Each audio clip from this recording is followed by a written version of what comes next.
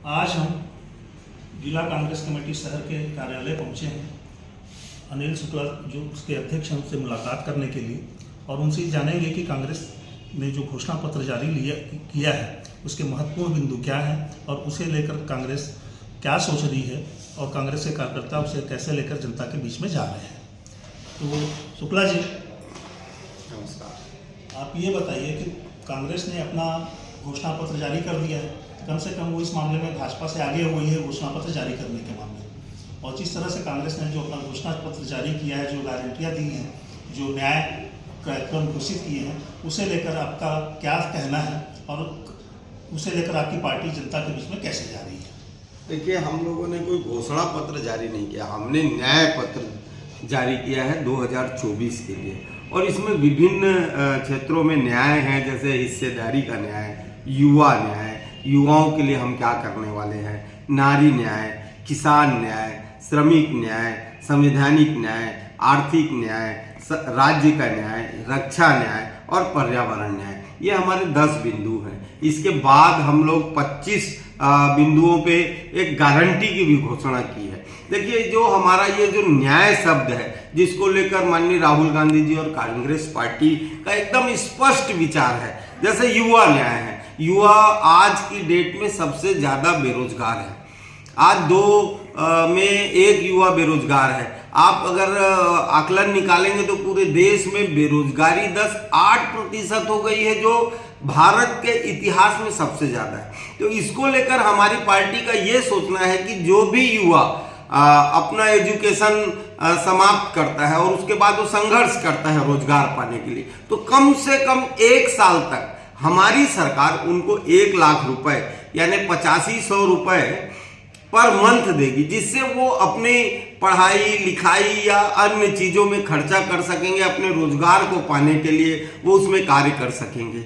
और इसके अलावा प्रशिक्षण के भी, चाहे वो छोटे उद्योग या तकनीकी के रूप में, इनका भी हमने न्याय योजना में बिंदु रखे हुए हैं। नारी न्याय की बात करें कि जो अति गरीब लोग हैं उनको हम आर्थिक स्थिति, जैसे मजदूर हैं, मजदूर लगभग 7,500-8 हजार रुपए पर महीना कमाते हैं, लेकिन आज की जो महंगाई का दौर है, आज की जो परिस्थितियां हैं, आज का जो समाज है, इसमें एक परिवार को जीने के लिए कम से कम 16 से 17 हजार रुपए की आवश्यकता है।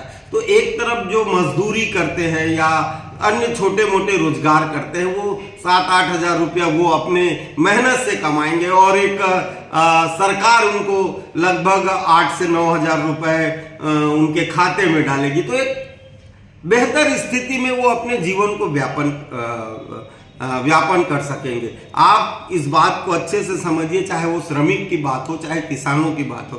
किसान के क्षेत्र में आप जो हम पिछली सरकारें हैं वो हमेशा से किसान विरोधी कानून लाई हैं। उनके कानून लाने से आज किसान अपने भविष्य को लेकर बहुत चिंतित है। तो इसको लेकर कांग्रेस का एकदम स्पष्ट मत है कि वो स्वामीनाथन कमेटी की जो रिपोर्ट आई थी, जिसके आधार पर किसानों को एमएसपी में उनके उत्पादन को खरीदने की बात कही गई थी, तो उसको लागू करने की बात की गई है। हमने श्रमिक न्याय के माध्यम से मनरेगा में मजदूरी लगभग 400 रुपए। इसके अलावा आज पूरे देश में भय का वातावरण है, संविधान की रक्षा करने की बात आ गई है।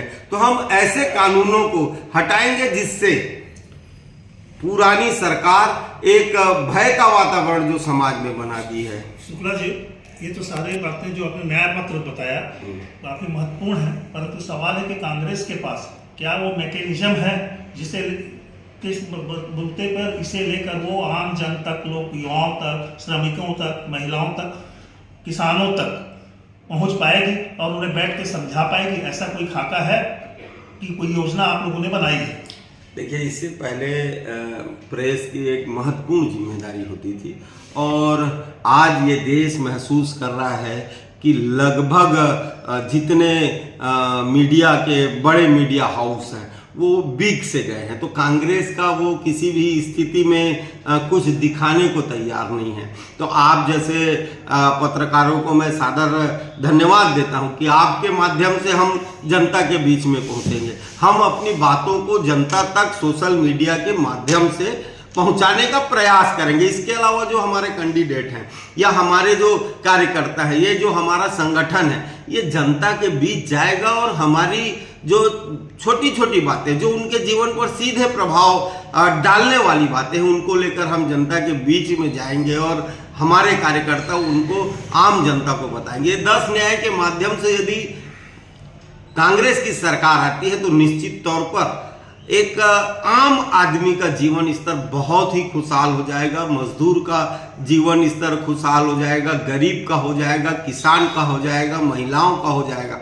और जो भय का वातावरण इस देश में बना हुआ है उसको रोकने के लिए हम लोग इस तरह के काम करेंगे। शुक्ला जी, रायगढ़ संसदीय क्षेत्र की अपन बात करें तो प्रत्याशी की घोषणा से लेके चुनाव प्रचार तक भाजपा कांग्रेस के मुकाबले कोसों आगे दिखाई दे रही है। अगर जो देखने में आ रहा है कि कांग्रेस का प्रचार कार्य काफी मंथर गति से चल रहा है और ऐसी स्थिति में जबकि मतदान को मुश्किल से 4 हफ्ते शेष रह गए हैं, कांग्रेस कैसे मुकाबला कर पाएगी प्रचार के दृष्टिकोण से? देखिए, निश्चित तौर पर भारतीय जनता पार्टी के प्रत्याशी का चयन बहुत पहले हो गया और उन्होंने अपने प्रचार शुरू कर दिए हैं, लेकिन ऐसी बात नहीं है। चूंकि एक लोकसभा का क्षेत्र बहुत लंबा होता है और संयोग ऐसा है कि जो रायगढ़ लोकसभा है वो लगभग 250 से 300 किलोमीटर लंबा है। तो ऐसी स्थिति में हमारे जो प्रत्याशी हैं 3 जिलों में काम कर रहे हैं, तो वो जसपुर के दौरे में है। संगठन के माध्यम से ये चुनाव लड़ा जाता है। आज इस बात से स्पष्ट है कि लोग